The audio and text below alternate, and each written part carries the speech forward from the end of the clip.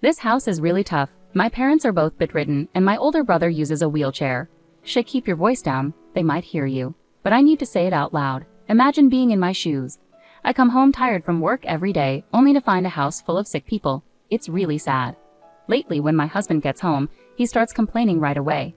I'm scared his complaints will wake my in-laws and Bill, who are sleeping in the other rooms.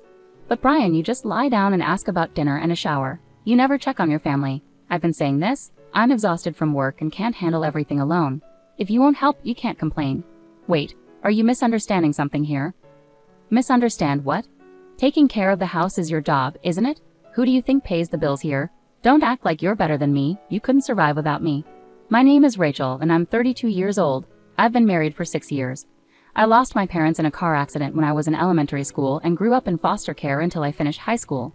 After that, I found a job at a factory that makes electronic parts, which is part of a big company that makes electrical equipment. My husband joined the main company a year after I started working there. We met when he came to work at our factory, started dating, and later got married. Before we got married, my husband Bill worked as a freelance system engineer and lived alone in a rented apartment that he also used as his office. After we got married, we moved in with his parents. When I first met my in-laws, they welcomed me warmly, even though they knew I grew up in foster care. I had often felt looked down upon because I didn't have parents, so their kindness meant a lot to me. A few years ago, my mother-in-law fell ill and became mostly bedridden. I decided to quit my job and became a full-time homemaker to take care of her. On her better days, she taught me how to do household chores, which I wasn't very good at. Now I have 2 sons, and I always wanted to cook together with my daughter-in-law someday. I'm so glad you're here, Rachel. I often found myself thinking, if my mom were still alive, would we have spent time together in the kitchen like this?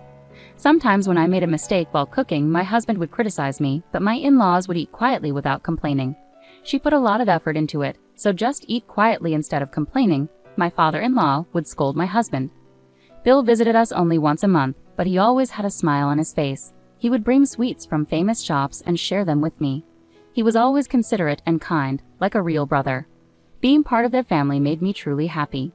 However, 3 years ago, when my father-in-law retired, my mother-in-law got pneumonia and became mostly bedridden.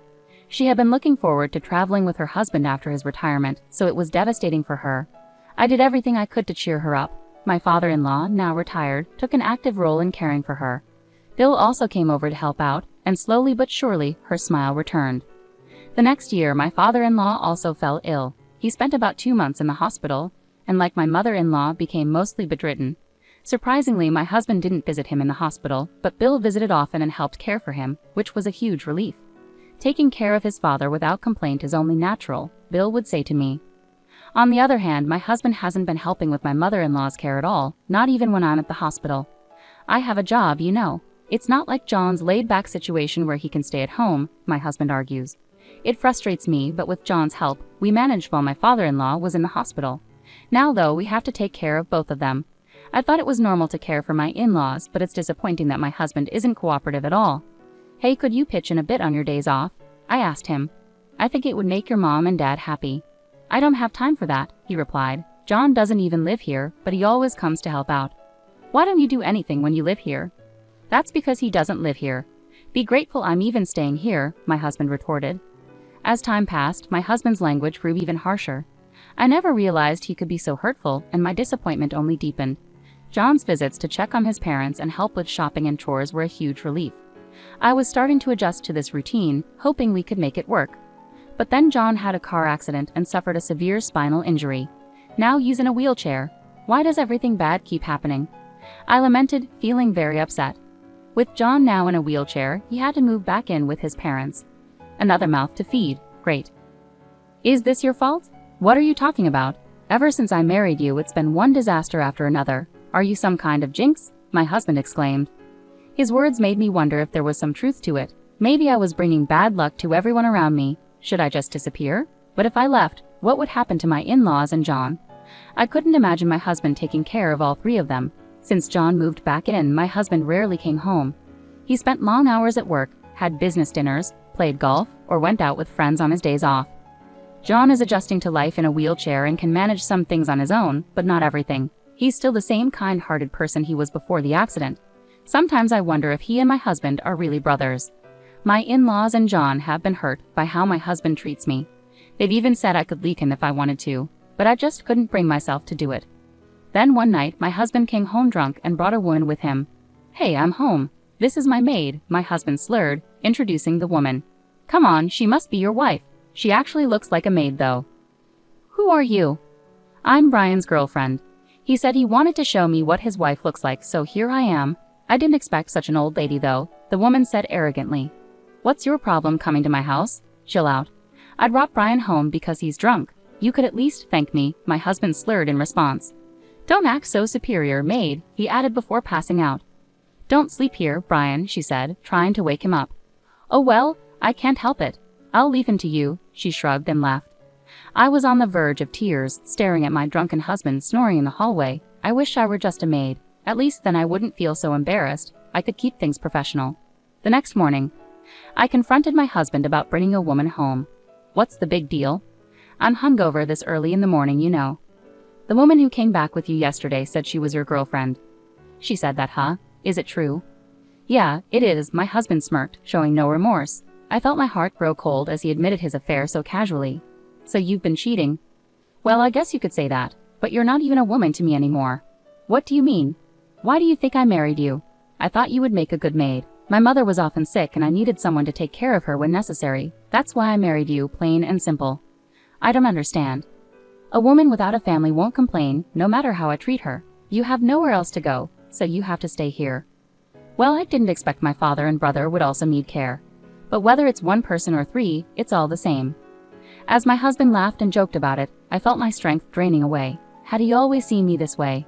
The realization that he married me for these reasons brought tears to my eyes. Seeing my distress, my husband laughed again. "I'll leave you here, so make sure you take good care of them and don't complain about whatever I do outside. You don't have the right to do that. You're just a housekeeper and a caregiver," my husband declared. I was too exhausted to argue further, and leaving wasn't an option either. Like my husband pointed out, I had nowhere else to go and no one else to rely on. But more than anything, I couldn't bear to abandon my in-laws and Bill, who had shown me such kindness. They had given me a sense of belonging and warmth that I had never known before. How could I possibly leave them behind? If I divorce my husband, I'll become a stranger to them. They're the only family I have, and I can't let go of that feeling, I thought to myself. Seeing that I couldn't argue back, my husband grew even more audacious. He didn't hesitate to use foul language in front of my in-laws and Bill.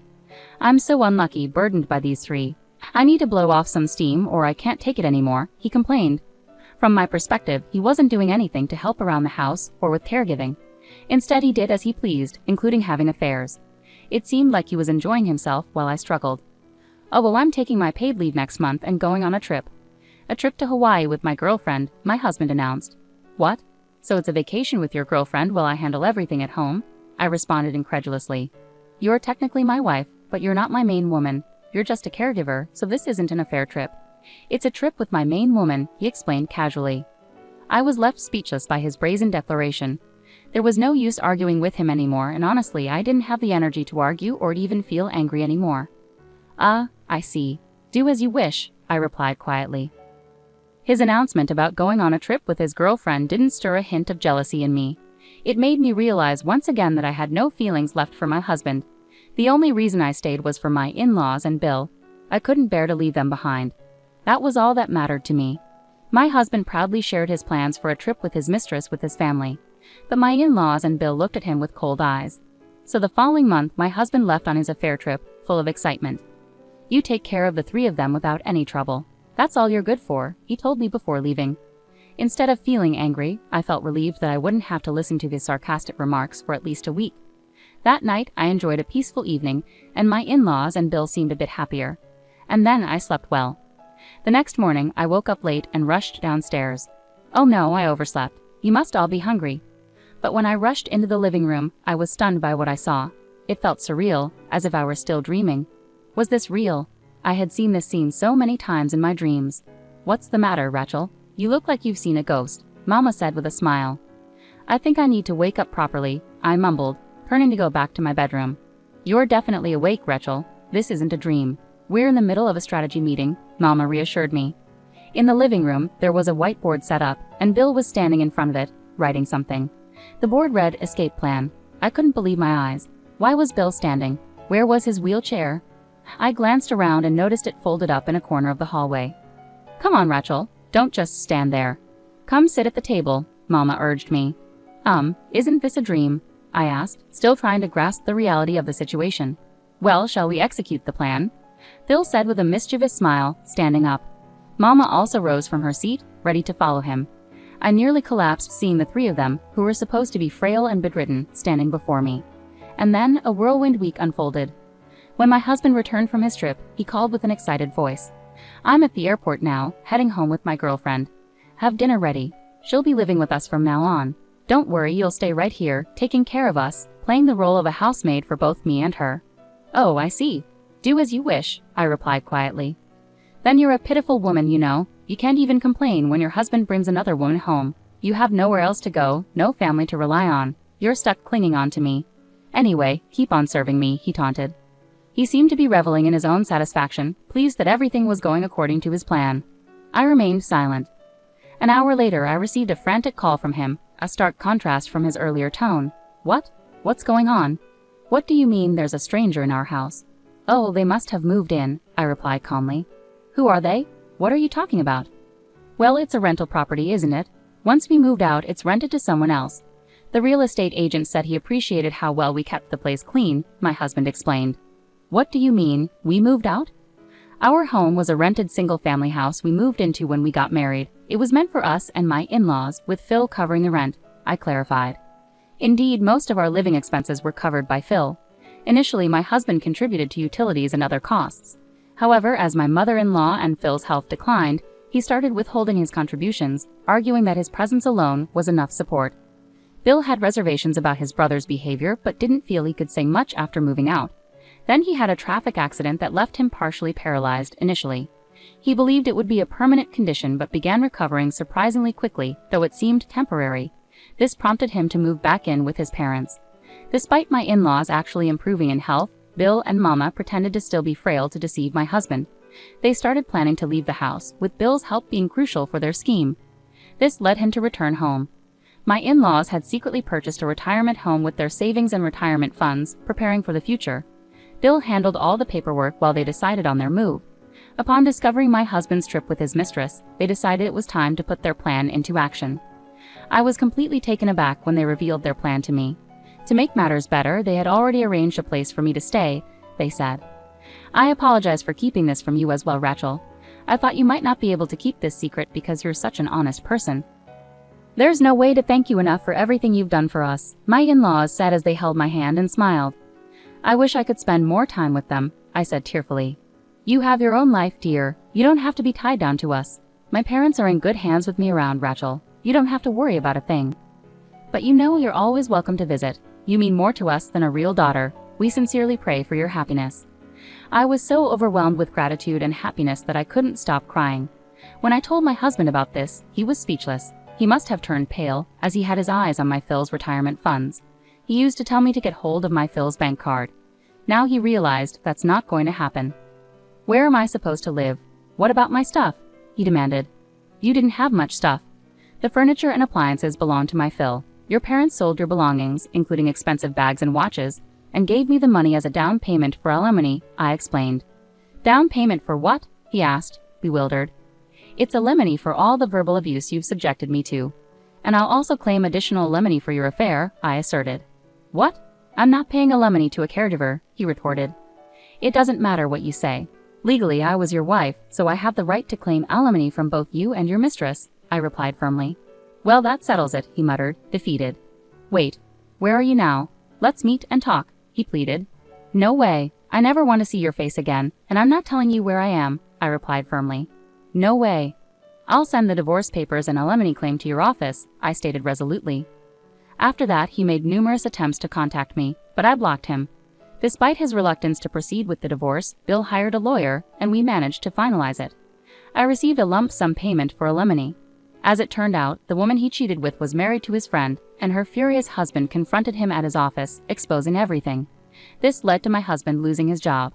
The woman was also kicked out of her house after her affair with my husband was discovered before their trip together. Initially, my husband had planned for them to return home together, but their relationship fell apart. Unable to secure a new job, he now struggles with debts from his past lavish spending and alimony payments, juggling multiple part-time jobs to make ends meet. He asked my Bill for help, but of course, he refused and brushed it off with a laugh. Later on, I found a new job thanks to a referral from Phil, and I'm truly enjoying my work every day. I still regularly meet with my in-laws, who treat me like their own daughter. I always eagerly anticipate our time together. Additionally, Bill has found happiness with a wonderful woman whom he's marrying. She's incredibly kind, and they make a perfect pair. I was deeply moved when Bill invited me to their wedding. When he said, "I would be honored if you could attend as my sister," I couldn't hold back my tears. I'm hopeful that I can maintain this wonderful relationship with my in-laws and Bill for years to come.